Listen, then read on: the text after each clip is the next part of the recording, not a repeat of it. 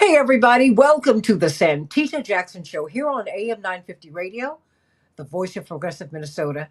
It's a joy to be with you. Yes, yes, yes. You're not dreaming. It's me in the middle of, toward the end of the day on Saturday. We're pre taping. I'm going to have some I've got a lot of things I need to do on Monday and Tuesday. And so I have to pre tape. But this story will have currency because it is impacting us in ways that can shake us to the foundations of the Republic, quite frankly. There is a lawyer rather, who has been defending Palestinians, an Arab American lawyer, who was returning from the Dominican Republic with his family, who was stopped at the airport in Detroit. And he was held in detention for 90 minutes because he's a defender of Palestinians. I mean, how far is this going to go? And we've talked about Mahmoud Khalil, and we're going to talk about this with Chip Gibbons. Of course, he's part of the family here, Policy Director for Defending Rights and Dissent. And I was so honored. We've been texting back and forth. He was in the courtroom. He's a brilliant journalist as well. And he was in the courtroom as they were really awaiting the decision on this case. And he has been published in Jacobin. I'm going to put that up in a hot second, but I want you to hear just a portion of what he wrote. Mahmoud Khalil's battle is not over. Yesterday, that's right, an immigration judge ruled that Mahmoud Khalil can be lawfully deported for his pro-Palestinian speech. It sets a dangerous precedent, everybody, for free speech in America, really. And you began. When Mahmoud Khalil appeared before an immigration judge at the LaSalle Detention Center in Jena, Louisiana, for the second time yesterday, he quoted back to the judge something she said at his hearing 3 days prior. Quote, "You told us that there's nothing more important to this court than due process, rights, and fundamental fairness. Clearly, what we witnessed today, neither of these principles were present today or in this whole process," close quote. What are we to make of it? He was on his way back home with his wife. His wife is due to have their child any day now. He's a graduate student at Columbia University, or at least he had been. And he's also affiliated with some of the highest academic achievers in Great Britain, right? I mean, he's not someone who is an unknown entity to the establishment on both sides of the Atlantic, because he's a top student who's been acknowledged as being a top scholar in England and in the United States. So, what happened here? And you can only imagine. Initially, the people who arrested him, they didn't know, he and his wife didn't know if he was being arrested or accosted. They wouldn't identify themselves. They took him away. They didn't take him to New Jersey. They didn't take him down the street in New York. They took him, they finally found out, to Louisiana. Almost disappeared. Let's talk about this. What is going on? And this is not unknown in the United States. In Chicago, we have a place called Homan Square, which is a black site that is modeled on CIA black sites, where a lot of young black and brown men have been disappeared. They'd be arrested, they'd be taken to Homan Square, and then we'd never see them again. And we're wondering what is going on. You have permanent residents who are being taken to El Salvador. The judge has said, bring at least one of them home. The Trump administration says, we don't have the power to do that. We don't know if he's there. I mean, Chip Gibbons, I'm just trying to help. No, it's an excellent introduction, and it's an extremely dark and precarious moment in our republic's history. I do have to clarify one thing. I was not in the courtroom yesterday. Okay. I was here in Washington, D.C. I had tried to join the hearing remotely on Tuesday, but the judge made a decision not to allow the public in remotely. Even remotely. Even remotely. The public could attend in person, but I was not in Jena, Louisiana, so I could not attend. But several reporters, including some from NBC and myself, tried to attend remotely on Tuesday, and the judge would not allow any members of the public, and including members of the press. A number of press freedom groups and a letter initiated by Freedom of the Press Foundation asked the judge to change the court decision.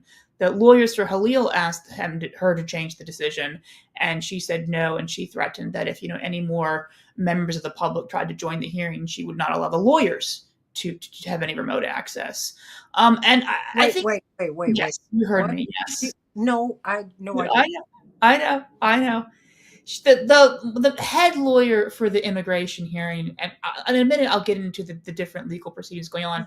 When she complained that 600 members of the public, including at least 3 journalists, tried to join the remote link, said, well, maybe we should allow the public to have remote access. You can have in-person access, and if a hearing is remote only in the immigration system, then you have to let the public have remote access. And she said no, and she was thinking about making the lawyers who were not present be in person and having no remote link. So this was a judge who was very hostile to any sort of openness. If you were there in person, you could attend, and a lot of the big outlets like ABC News and stuff that have more money and can send someone at the drop of a hat down to Louisiana were able to do this. As you can imagine, it's not terribly easy to get to the LaSalle Detention Center in Louisiana. Yes, which is obviously why he's there. And it is unfortunate. I mean, the hearings in Newark, New Jersey, or New Jersey, New York, and Newark were much more easier to get to, and we're also, I believe, had some remote access. But this judge made an arbitrary decision herself. And I think this is a great time to talk about the immigration system, because I think a lot of people hear judge, they think a member of the federal judiciary, right? The part of the Constitution, Article 3, that sets up the courts. But immigration judges are not part of the federal judiciary. They're part of the executive branch. An immigration judge works for the attorney general. So this judge is employed by Pam Bondi. Before she was an immigration judge, you want to guess what she did? Where she worked? Please She tell worked me. for Immigrations and Customs Enforcement. So she's ICE. She was an ICE lawyer, and now she's the judge deciding on immigration cases. And she works for the Department of Justice. Yes. Hold on. I don't want to go past this too quickly because I'm trying to keep this straight in my head. The judge was an ICE lawyer, For a long time, yeah. but the judge is not part of the judiciary. They are indeed part of the executive branch. She works for the attorney general. Yes, in immigration cases, yes. They're administrative courts. They're not what lawyers call Article 3 courts. Article 3 is the part of the Constitution that sets up the judiciary. This is where your district court judges, this is where your appellate judges are, this is where your Supreme Court are. They are executive branch employees. They work within the Department of Justice. Pam Bondi is her boss. Okay. I'm just trying to figure out where the fairness would come in. I think that's a really great question, and it's one that I actually cannot answer, where the fairness comes into this proceeding. But at the same time, he had this hearing in Louisiana. His legal team has filed what's called a habeas corpus petition in front of a real judge, a federal court judge.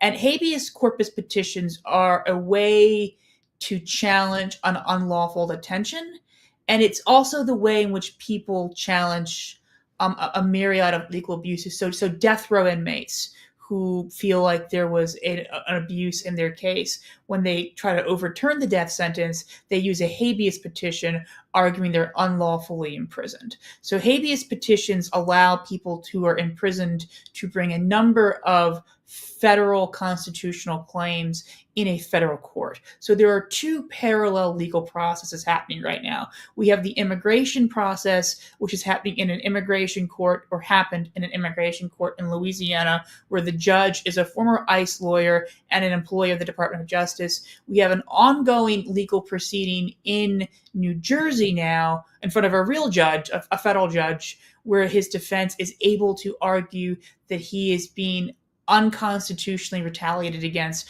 for his First Amendment protected speech. The federal judge in the habeas case has forward a stay of deportation until they resolve this issue in federal court. So he should not be. Well, let's talk about what happened last week. So on Tuesday, he had his first immigration hearing before the immigration judge. At that time, the judge gave gave the U.S. government 24 hours to turn over evidence that he was removable. That's the language of the law. He was removable from the United States. And and then she announced she would make a decision on Friday. His legal team, of course, objected. They said that if we don't get the evidence until Wednesday and we have a hearing on Friday, we cannot possibly prepare for this. He does not have time to respond, and this is a violation of his due process rights. The judge rejected that. Marco Rubio, is using a previously fairly obscure provision of immigration law that allows the attorney general to order the removal of someone from this country if they have if their presence in the country has adverse consequences for U.S. foreign policy. Rubio is arguing that the U.S. has a foreign policy of combating anti-Semitism and that protesting Israel is anti-Semitic. And in this two-page memo, Rubio states that he can deport people for, and I'm going to quote from the memo, past, current, or expected beliefs, statements, or associations that are otherwise lawful. I'm trying to find out then, so what do they want? Because I saw that the judge said, look, either you make a case or I'm going to, well, not dismiss. She compelled the government to make a case. So I said, well, maybe there's some daylight here. But it seems like quite the opposite was true. They turned over this two-page memo and she said that's good enough. Wow. Yeah, no. I mean, and to be clear, before this two-page memo that we're all, flabbergasted by how meaningless it is, they had turned over nothing, right? They had not even turned over a memo like this. So we're in this situation where they're asking for evidence, and the bar is quite low, and the government had not turned anything over. But they turned over the Rubio memo. The lawyers for Khalil wanted to depose Marco Rubio about his determination, but the judge rejected the right to depose him. So on Tuesday, he has his first ever immigration hearing. The government on Wednesday turns over a two-page memo. On Friday, the judge rules for the government. What is Mahmoud Khalil being charged with, and by whom? Because it seems to me that he's on two different legal tracks.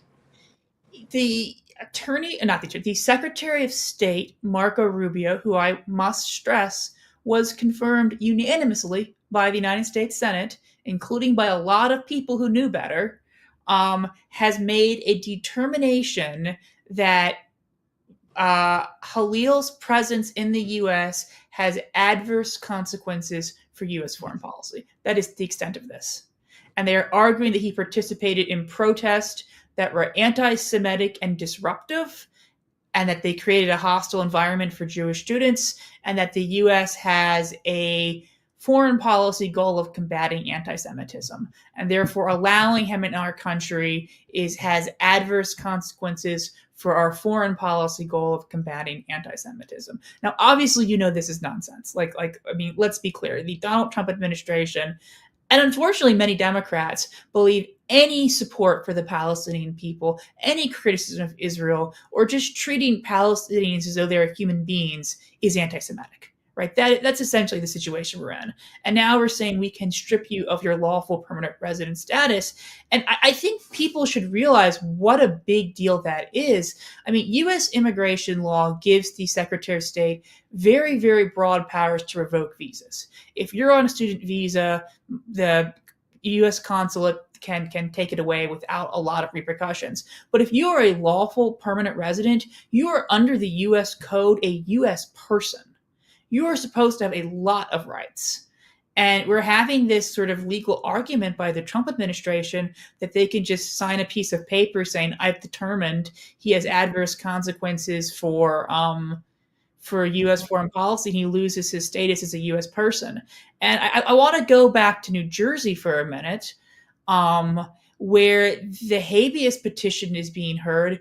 The Trump administration, Pam Bondi, are arguing a number of arguments, but one of them is that no court can review this determination because it's a political question. There's something in law called the political questions doctrine. And if a court determines a question is a political question, then the courts can't hear it. It has to be left to Congress or the executive. And the US government is arguing that Rubio sort of saying you have adverse foreign policy consequences, you're no longer a US person, is a political question and no court can review it. And no court can review it. This is political. Yes, yes. That's one of the arguments they're trying to make. They're making other arguments that they could review it later on, but not at this time. But they have put forward the argument that this is a court is precluded from providing any oversight over what Rubio has done because it's a political question. So you can be a lawful permanent resident, have constitutional rights, have legal rights, be a U.S. person under U.S. law, and the Secretary of State, in this case, Marco Rubio, but who knows? Tomorrow it might be Hillary Clinton or John Kerry or whoever else, Anthony Blinken, can sign a piece of paper and say you have adverse consequences for U.S. foreign policy. You're gone, and no court can say anything. Can this? Do you see, or can this or do you see this beginning to impact Americans, people who have American citizenship? I 100% think that what the Trump administration is doing right now with equating support for Palestinian humanity with terrorism, with anti-Semitism, with civil rights violations is eventually going to have ramifications for American citizens. Yes. I don't think they're going to be able to use immigration process against U.S. citizens, but they are 100% creating a belief that, this type of protest is a legally actionable form of either anti-Semitic harassment or in some cases terrorism. And you've already heard the Trump administration say that they want to investigate Colombia for material support for terrorism. But see, Chip, they already, I think we're already down the rabbit hole. You already have an American citizen, a lawyer who has defended Palestinians or people who have been demonstrating for Palestinian rights. He was detained at the airport. I mean, that to me was, it wasn't the beginning. I said, we're down the rabbit hole because they're going to start stopping citizens. And now whatever you post, whatever you say in social media, whatever you say on the telephone, I presume, because I'm accustomed to that, whatever you say in public is something that is put in a file on you. Now, I must admit, I am from the legacy civil rights movement. So I'm accustomed to having a file, and that's not a laugh of hilarity. It's a rueful laugh. I'm just clear this comes with the territory. You got a file too, Chip. I know. I'm just wondering where this is all going. I mean, where this is going and where this is also going for Mahmoud Khalil. Well, yeah, I mean, I'm glad you brought up social media. So 600 students have had their visas revoked by Marco Rubio. And some of those we don't know how many, but some of those student visas were revoked as part of an initiative called Catch and Revoke. And what Catch and Revoke is about, it's a State Department-led initiative that involves the Department of Homeland Security and the Department of Justice. FBI is part of Department of Justice. So as soon as you hear DOJ, think FBI, think J. Edgar Hoover type tactics. And ICE is part of DHS. And it is to find people who are sympathetic to Hamas, which, again, we know that sympathetic for Hamas means you think Palestinians are people, and revoke their visas. And there's a number of ways they're finding them, but one of the ways they are allegedly doing this, and I'm slightly skeptical of artificial intelligence, but they're claiming they're using artificial intelligence to pull people's social media posts.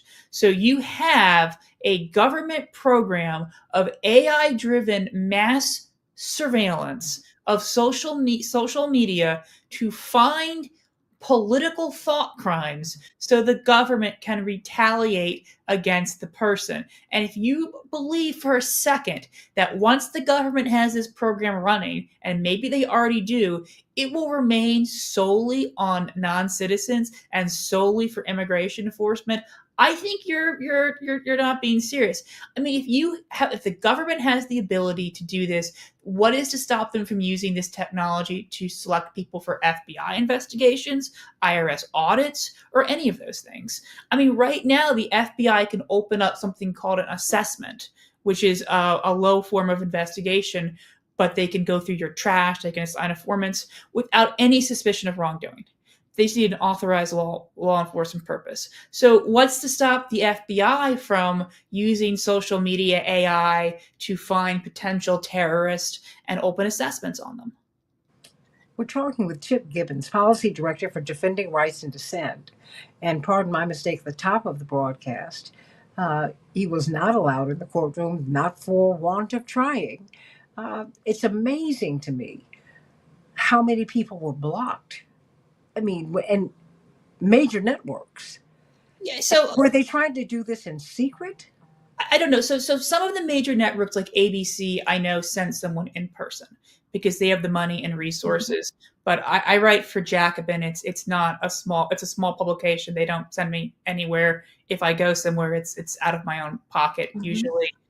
Or Defending Rights and Dissent, pays for me to go there. But it's not ABC News. But I do know an NBC News reporter who tried to, right, was it NBC or CBS? I forget, who tried to get in and could not. But if you went in person, you could get in. But it's really important to stress the LaSalle Immigration Detention Center in Jena, Louisiana is not an easy place to get to. It's also a privately owned prison by the GEO group, which it's probably not surprising to you since immigration prisons tend to be privatized. But I was it's still stunning to see. And it's a really dark situation. I mean, I think there's still a chance the federal courts step in. And I think that this will go on for longer than we're going to have Donald Trump as president. I think that's the reality. I mean, so some of these big immigration cases, the Los Angeles 8, it was a very similar case. It was 7 Palestinians and one Kenyan, the Kenyan wife, one of the Palestinians, who the Reagan administration tried to deport for political speech about Palestine. That was still going on when George W. Bush was president. It started in 87 and continued to 2007. Harry Bridges, the famous labor leader, the U.S. government started trying to deport him in the 30s, and his last case went to the Supreme Court in the 50s. So these political deportations can take decades. Well, will Mahmoud Khalil be allowed to leave, or will he have to stay in prison?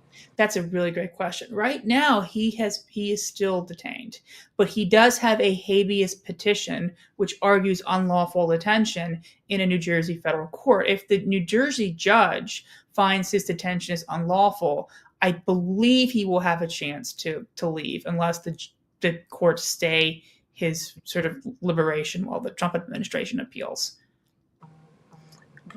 But he's in terrible conditions. Has anyone talked to him? I saw one of his lawyers speak in D.C. last night, Amy Greer, and she had met with him. And Yes. he mentioned this is interesting, his concern is mostly for the other detainees because they don't have high-profile cases. They don't have lawyers. In some cases, they've been granted bond but don't have the money for it. He's just extremely concerned with the general injustice that other people are experiencing, even in opposites, which really speaks to his character, right? I mean, this is someone who is a good, honest, decent person, and our government is persecuting him, which, no one should be treated like this.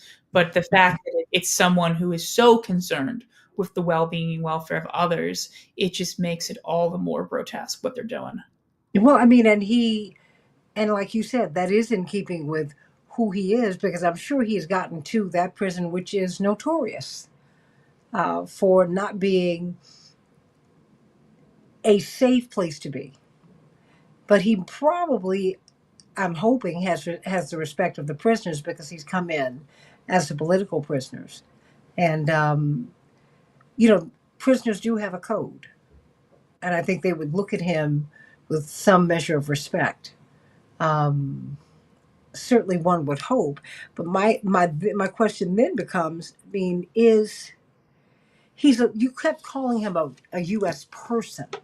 So under U.S. law, the U.S. Code defines a U.S. person as a citizen or lawful permanent resident. So, like when the NSA is listening to people, they're not supposed to listen to U.S. person. We know that they do, but let's pretend that they follow the rules. The language of the U.S. legal system and the criminal codes is always U.S. person, not U.S. citizen. A U.S. person includes both lawful permanent residents, which he is as a green card holder, as well as U.S. citizens. So we have someone who has an extraordinary number of constitutional rights under our legal system, right? This is not the same as a student visa holder. A student visa holder has rights; they have constitutional rights, but they're much less. And the legal system is such that, at least on paper, Rubio can kick them out of the country pretty easily. But to revoke a green card, you're supposed to it's supposed to be pretty hard to do that. And yet, but all kinds of things are happening, Chip. Yes, that is yes. No, you're right. I mean, this is stunning, right? This should not be happening on any level. I mean, people are having their degrees withheld. In Colombia, they revoked degrees that have already been granted. So, I mean, and how do you do that? I don't know. I have no idea. I've never heard of that happening in the United States before. There was one viral story about some young woman in another country who set her degree on fire and the university revoked it. But I've never heard in the United States of America of someone having their degree revoked after they walk across the stage, get it, have a transcript that says they graduated, and are out and about in the world. I've just never heard of that. But Chip, at the University of Chicago, for example, because I'm sure this happened at other places, after the encampment was broken up last spring, just before graduation, and it was peaceful. And these peaceful encampments are always broken up violently, not by Palestinian protesters, by the way. They've been attacked by Israeli protesters, though. But no one talks about that. And I remember CNN showed like the video. Was it CNN? They showed video of the Israeli protesters attacking the peaceful Palestinian students' encampment. It's like, look what these Palestinians are doing. But wait, this is Bill Ackman. Yes, and Jerry Seinfeld. And Jerry Seinfeld's wife. Yes. Who paid these persons to violently attack those in the encampments and to break it up. That did not become a story. It briefly became a story when they thought the students were doing it. When they thought the violence was done by the students. I mean, we've heard so many false stories. There was a young lady who claimed she was stabbed in the eye with a Palestinian flag, and the media ran out that story. It turns out she wasn't. I'm glad she wasn't, but you can say anything you want about what the Palestinians are doing in Gaza or what their supporters do in this country, and the media will just run with it. I mean, how many stories did we hear about beheaded babies in Israel, which, obviously Hamas committed very serious crimes on October the 7th. I condemn them. I condemn all violence against civilians. But there were no beheaded babies. You and I are on social media. We have seen videos and pictures of beheaded Palestinian babies in Gaza. I've seen a video of a father cradling his headless child after Israel dropped a bomb on their tent. And we don't see that on TV. But think about how many times we still hear about the headless Israeli babies that didn't exist. And the rapes. Yes, the rapes, the sexual abuse of the Palestinian prisoners is going unreported. Which has been routine since 1947. I mean, a lot of those massacres in the run-up to the creation of Israel, like similar to Diyar Yassin, like there were reports of rape. It's been 60, 70 years of that. And that just never gets mentioned. It's a horrific crime, no matter who does it. But on one side, we hear allegations without much evidence, and we talk about them. And on the other side, there's actual evidence, and it doesn't make it into the media. Do you see any daylight here? Because Democrats and Republicans are loath to confront this issue. And yet it seems that there's a growing chasm between the Democrats and the Republicans, the Demopublicans, Republicrats, however you want to call them. Whatever you call. I know whatever you want to call them.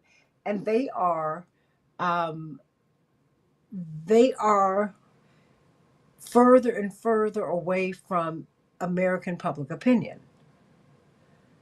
I mean, where is this going? You know, the last 2 years, I've thought a lot about the German playwright and poet Bertolt Brecht, who Hmm. had a famous poem about an act of repression the East German government had committed, and the last line was, "Wouldn't it be easier to dissolve the people and elect another?" And I feel like that's the situation we're stuck with in the United States, where our government, both Democrat and Republican, but there are some bright voices in the Democratic Party. Your brother, Rashida Tlaib, Mm-hmm. Cori Bush is gone. I almost said Cori Bush, but she was a bright voice. But APAC got rid of her. Um, Ilhan Omar, and but for the most part, both parties agree that it is okay to spend billions of American taxpayer money helping a foreign apartheid state carry out a genocide. And more Americans, I think the majority of Americans, are against this. A growing Mm-hmm. number of Republicans, young Republicans, are against this. I Mm-hmm. mean, the generational demographics are not in Israel's favor right now. It is generational, isn't it? That's It's what Jonathan Greenblatt said yeah, in that leaked telephone conversation that he had with other, mainstream Jewish leadership. Because there's an and they are, should I say, yes. establishment Jewish leadership, not the Jewish Voice for Peace, if not now, and even some centrist members of the Jewish community who are saying, "What are you doing?" Because I think it is generational, Chip. It is, and I mean, but the majority of Americans are against what Israel is doing. The overwhelming majority of our government is for it, and I think that's why we see this heavy-handed repression. They want to dissolve the people and elect a new one. That's the situation we're stuck with. I, I mean, I think if the poll showed, only 10% of Americans oppose what this was doing, I don't think this would be as ferocious as it was. Hmm. I think a lot of people think that majority support will protect you, but throughout history, when there's been majority opposition to the government, the repression has been the most intense because that's when they've lost control and they go back and start it. I mean, you look at what the FBI was saying at the start of the McCarthy era. They Mhm. were talking about the Communist Party was becoming mainstream. It had support from liberals. I don't think this is true. It had support from trade unions, and they had to educate the American people about what was going on because America had the wrong points of view. And you hear and you see this attitude repeatedly throughout history.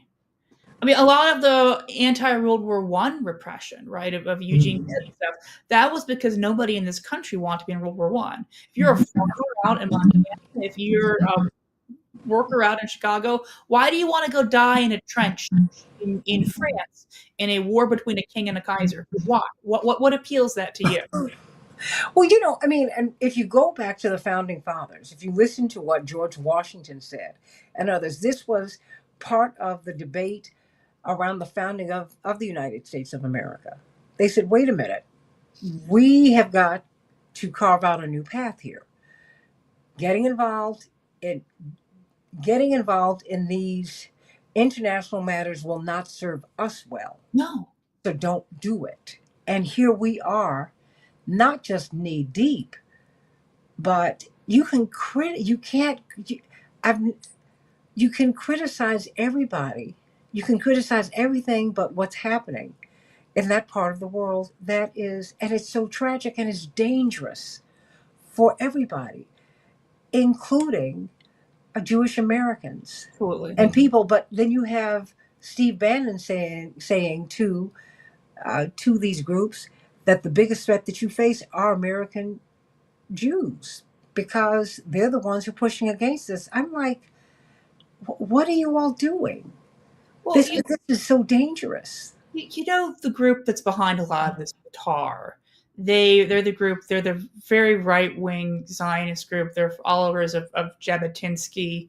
For Jabotinsky was a figure in the early 20th century Zionist movement. The other Zionists didn't like him. They thought he was a fascist. So in the 30s, so that's who they were boasting on social media the other day that Albert Einstein had compared them to the Nazis when he was alive, and it's like, I don't know if Albert Einstein comparing you to the Nazis is a strong point to brag about, but that's okay. We'll table that for a second. They were the ones who made these deportation lists for the Trump administration. Allegedly, they're now bragging they're making lists of bad Jewish people to give to the Israeli government, For what? which to prevent them from coming to Israel. They're fighting with the ADL and all these other people saying they're not pro-Israel enough. I mean, they're making a list, and about everyone is on it but them, which is generally the problem with list makers, right? Once they start making the list, first it's Muslims, then it's Palestinian Americans, now it's other Jews too. It gets really troubling very quickly. And the black students and the Palestinian students are taking the biggest hits on these college campuses, Yes. as they engage in these protests. I mean, putting people on billboards that are being driven around the campus and the surrounding university areas. People are having their job offers rescinded. People are being blacklisted. They're not able to get jobs. The young black woman who headed the law students association at NYU, not the Black Law Students Association, although that would be a tremendous honor, but she was the head of the law students for NYU. Not only was she forced to resign, she has had job offers rescinded. So I mean, so what does this say, just generally speaking? And we're seeing this in this space, although this has been something that has been happening for a long time. What about free speech in America? What does this say about what we have the freedom to say, to think? I mean, I see now Elon Musk is shifting communications for Social Security to X. This is just all so wrong. I don't know any other way to put it. I feel like we're being squeezed, If and someone I don't think Americans are going to react too kindly to that.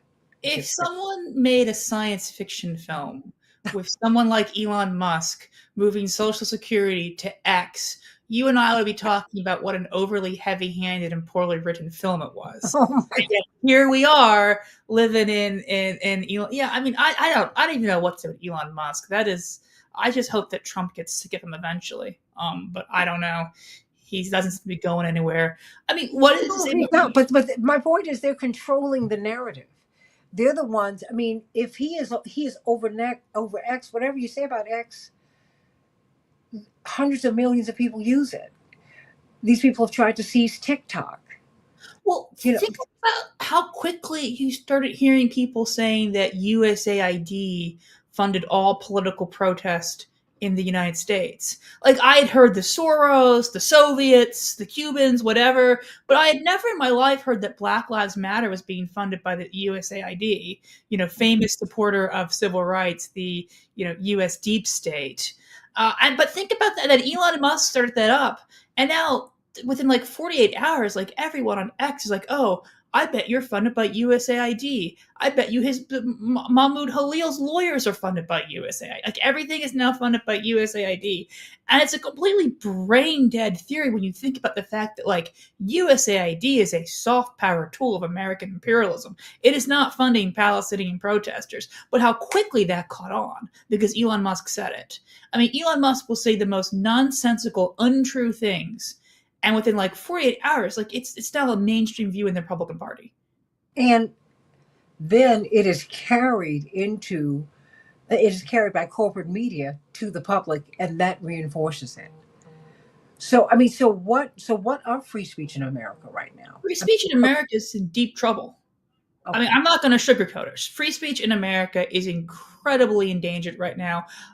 Prior to Trump, we were saying with the Gaza situation, this is the biggest crisis for free speech since the George W. Bush years, the early war on terror. You could criticize the Iraq war. You'd get in trouble. You'd get booed like Michael Moore did. But like you are more able to criticize that war than you are Israel's war in Gaza.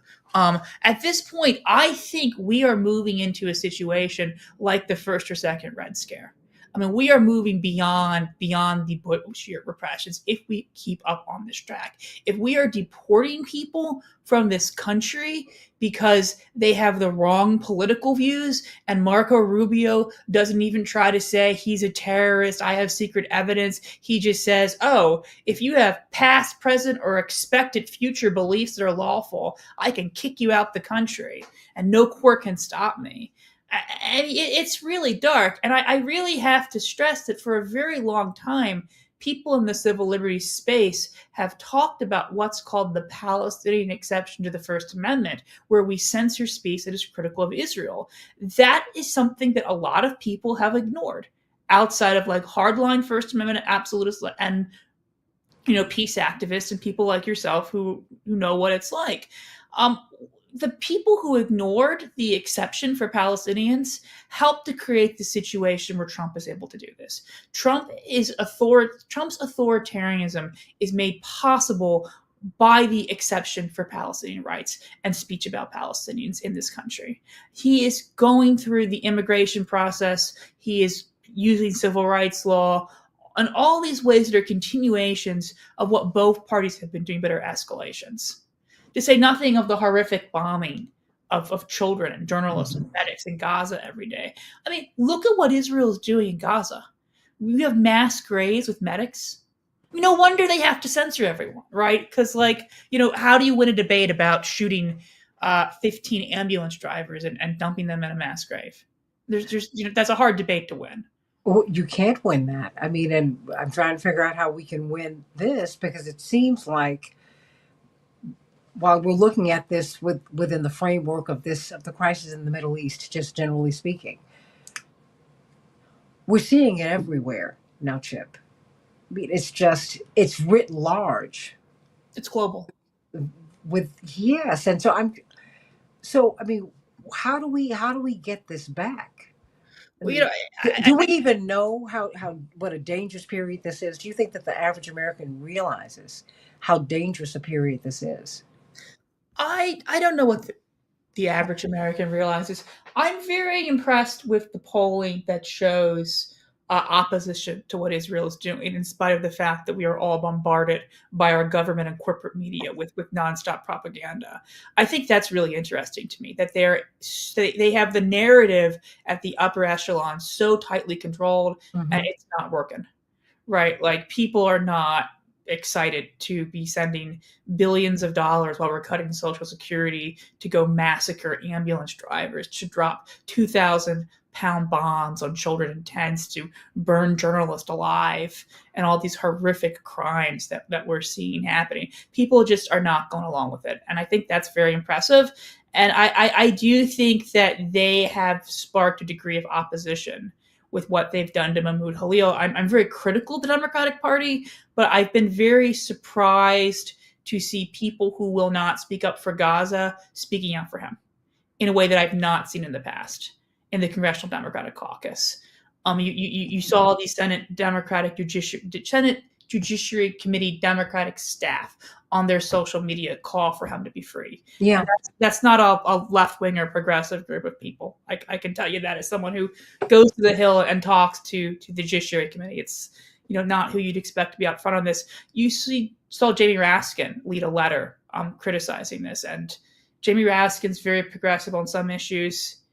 He hasn't always been great on Palestine, I can tell you. Yeah, ironically enough, he was the first general counsel for the Rainbow coming out of Harvard Law School. He headed up Jesse Jackson, the Jesse Jackson campaign at Harvard when he was a last year student in '88. But you're right. He hasn't always been great on this particular issue. And my question is, where are we going to go with this? Because the establishment increasingly, going back to that question, increasingly the establishment is like we're retreating to corners here. And I see Americans beginning to dig in their heels on this issue. And I'm watching the establishment they're trying to dig in their heels, but something's got to give, Chip. This is this is unsustainable for America and for Americans. We cannot. I mean, because now people are beginning to talk about the fact that I can't. I mean, you mean to tell me that there's some things that I cannot say in the United States? People don't like that. People Americans are wired. You know what I mean? Yeah, no, I know. That gets Americans, and a lot of the look, a lot of the Trump campaigning was talking about how you can't say certain things anymore because of the left, right? Yeah. Or this claim about like political correctness or whatever, and they really hit that very hard. RFK, remember when RFK was Mr. Free Speech? Oh my gosh. They were the free speech. I mean, they were never the free speech people. I want to be clear, but they were marketing themselves that way. And I think that was a good thing to market themselves as, given the American electorate. And now they are leading the worst crackdown on free speech in 30, maybe 50 years. So when we look at Mahmoud Khalil, I mean, will we look back and see that this case was a game changer, or was part of a new awareness? Because to me, there's nothing more fundamental than our free speech, and he could be deported as someone who's very mild. I mean, this is someone who has been a scholar on both sides of the Atlantic. He is not someone. This is not someone who is radicalized at all, Chip Gibbons. He worked for the British government at one point, You- right? yes. I'm not making. I've seen that on Twitter. I don't want to say something that's not true, but No. He has been in Lebanon, is it the Chevening Scholar? yeah. Which is, you have the Rhodes scholarships. I mean, you have some of these are among the most prestigious scholarships in the world. The Chevening Scholarship enables outstanding emerging leaders from all over the world to pursue a 1 year master's degree in the UK. So he is not someone who is unknown to the establishment in the UK and in the United States. Because when you get these big scholarships, you are someone who you really that's your pathway into the establishment. That's who he is. Yeah, I don't understand why they picked him. And when they first come for him, I believe the DHS ICE people told him his student visa was revoked, and he was like, "What are you talking about? I have a green card." Like I don't know what they were thinking. It's hard to tell with the Trump administration if there's a master plan or there's a lot of incompetence. I mean, I don't. It's probably both. I don't think they made a good decision targeting him because he is very sympathetic. He is a green card holder, so he has a lot of due process rights. He's an expected father. As you pointed out, he's a fairly establishment figure. His views are fairly mild and moderate. I mean, he was a negotiator during the encampments. He was not one of the students who occupied. Not that it'd be justified going after him. He was one of the ones, but he was the negotiator. Like I don't understand why they chose him to turn into the face of sort of cannibalizing free speech in America. Because I don't think it's a successful candidate for the government to do this with. Well, He's very sympathetic.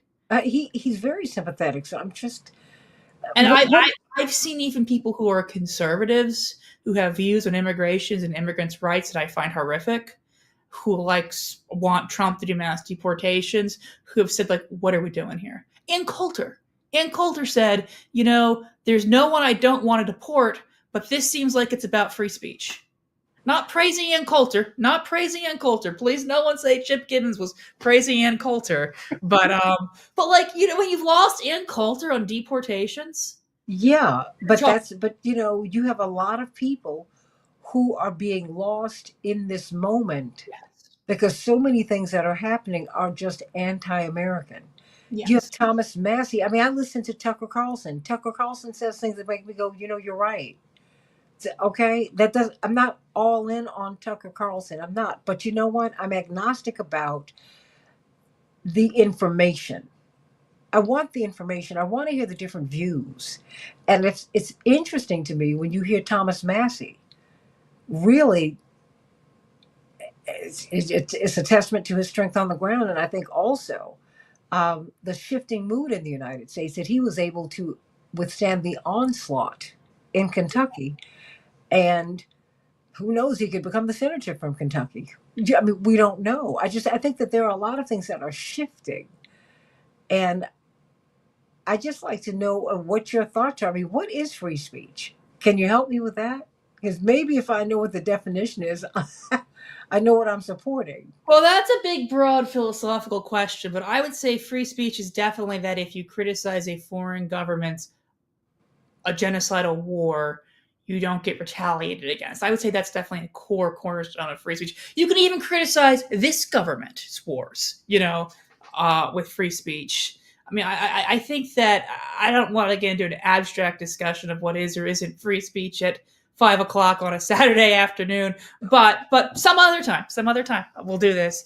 But whatever it is, this is not it. This is not it. This is a pretty brazen attack on the First Amendment rights of Americans. And it is worth pointing out historically the way in which wide attacks on free expression rights have started in the immigration context. Mm-hmm. So, J. Edgar Hoover, he joined what was now the FBI. He headed what was called the Radical Division. And what he was most infamous for originally was the Palmer raids. Yeah.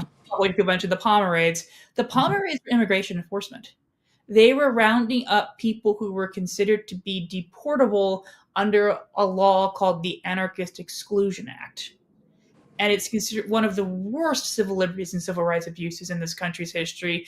They had something like a couple hundred warrants and arrested 10,000 people. Mm-hmm. In some of the cases, they got someone to fill in the warrant after they were arrested by a telegram. But of course, Hoover's life does not end with the Palmer raids. He's around for a long time after that. But all of the things Hoover does over the next 60 years, they all have origin points in the Palmer raids. He makes lists of people with bad views. He writes up these memos about the communists. He loves writing memos. I think it was his favorite task, writing memos. I've never seen someone write so many memos in my life. I'm writing the book on the FBI. So like every day it's like, here's a memo from Hoover about some small left groups. And you and I have been on the left for a long time, so we know what small groups are like. And I can't imagine wanting to write a memo about them. Like, did you hear the Buffalo chapter of the Workers' World Party, which has like 4 people, is having a fight about the Suez Canal War? It's like, I've spent my life trying to avoid hearing things like this. And you're wiretapping people to learn this and put it in a memo. But it starts the Palmer raids. When Hoover gets his intelligence powers back, thanks to Franklin Delano Roosevelt, one of the first targets is Harry Bridges, a labor leader they want to deport. It creates this vast domestic surveillance leviathan. And then in the 80s, 90s, and 2000s, our government is obsessed with deporting the Los Angeles Eight, who are accused of being supporters of a Palestinian faction, Popular Front for Liberation in Palestine. They denied that. And, at the beginning of the deportation proceeding, the government was claiming immigrants don't have First Amendment rights. And then midway through it, they decided, well, even if Americans had done what they're accused of, the First Amendment would not cover it. They changed their opinion on what the First Amendment protected and came up with this new theory that you could engage in otherwise lawful speech, but if it's material support for terrorism, it's no longer protected by the First Amendment. And what does Bill Clinton and Bob Dole do in 1995? They go and pass a law making it a felony to give material support for terrorism, which is not, providing bombs, which was already illegal. It covers providing humanitarian support. It covers coordinating political advocacy. It covers legal advice. So, you saw this deportation effort give birth to this horrific legal theory that's been used to strip all Americans of First Amendment rights in the name of fighting terrorism. So what's next for Mahmoud Khalil? So there's 2 legal processes. There is the habeas petition in New Jersey, and that is going on. And his case, his deportation is stayed until a judge in New Jersey resolves that issue. And that will probably go on through the appeals courts for some times. In the immigration process, he has now been found to be removable, at which point the immigration process moves to the relief stage, where he can ask for relief from deportation. If he's not granted relief from deportation, which, given the way this is going, I'm not optimistic he will be. He can then appeal the decision of the original judge to the Board of Immigration Appeals. The Board of Immigration Appeals is also part of the Department of Justice. And then if he does not like their decision, he can eventually seek to have it ruled on by a district court judge. So there are two parallel legal processes. There's a lot of appeals and other options left. This is going to go on for a very long time. This is not over now. I fear we might be talking about this for a long time. And think about how long we talked about Julian Assange for, and I spent 15 years working on that case. Yeah, I mean, but at least I know he was not in a jail, not a prison. No, I know. Formally, I mean, this young man is about to have a child. I know, it's really horrible. His wife has got to be worried to death, and the rest of his family, his friends, and it's been designed to send a chill. It does. In the activist community. I have a feeling, though, that I know that with some people it will have, if not many, it will have the opposite effect. Yeah, I mean, I definitely think. I mean, I was impressed. I went to this meeting in D.C., or this talk of busboys and poets in D.C. With his lawyer and with the American Arab Anti-Discrimination Committee, just like an hour after the ruling was, and it was packed. Mm-hmm. It was the restaurant was full of people on a Friday night. In D.C. In D.C. to hear about the case, yeah. Wait a minute, in D.C. Now let's just keep it 100. I went to college in D.C., lived there for a bit, and D.C. it's a government town. It's a bourgeois town. That's where people go there to protest. People who live there don't necessarily do that. Yeah, but there's something that is going on that is really that is unsettling everybody, from Ann Coulter to Chip Gibbons and me. So there you go. Don't put me in a sentence with Ann Coulter. No, I don't want it. I don't want it. This look. I take my wins where I can. No, I know. Because if she's going to make a case for free speech and Mahmoud Khalil, I'll take it. Because this really is an American issue. It is. It is. It's not right, left, it's right, wrong. So I give the final word to you. Well, as I said before, this is the beginning of the fight, not the end. We absolutely had a depressing setback on Friday, but there will be more. There will be more appeals. There will be the case in New Jersey, but even equally important to what happens in the legal system is what we do. We cannot let our free speech rights be taken. We have to continue to speak up for these young people who are being abducted, incarcerated, and with Rubio trying to expel them for what? The crime of opposing a genocide. And we have to keep our eyes on Gaza and watch what's happening there and not look away and not fall for whatever the latest distraction is in this country. Chip Gibbons, defending rights and dissent. And I just thank God for you and your work. I told you, you just make me proud. You make me proud. I really appreciate that. And I am going to post your article in Jacobin magazine. And everybody, please support him and support this magazine. Support the people who support you. One day, if you keep on living, as my parents used to say, it will be you. Not it might. It will be. And so, free speech is something that goes to the heart of all that we are as Americans, really. It's like we enjoy royalty, and you can live here, but you're not going to, you can't be an American and be royal at the same time. We don't do that. And you cannot be an American and suppress free speech. That's just not how we do things here. It's not. And this case, I think, is going to bring that out of us, and that's a good thing. That's a good thing. Chip Gibbons, sending you much love. Cannot wait to have you back. And give your cat Meow much love. I will. He always wants to join these. But that's all right. He can. I call my friend my writing assistant. That's all right. I said, so I'm jumping your arms. I said, okay. But sending you much love. AM 950 Radio, the voice of progressive Minnesota. Santita Jackson Show. Chip, thank you so much.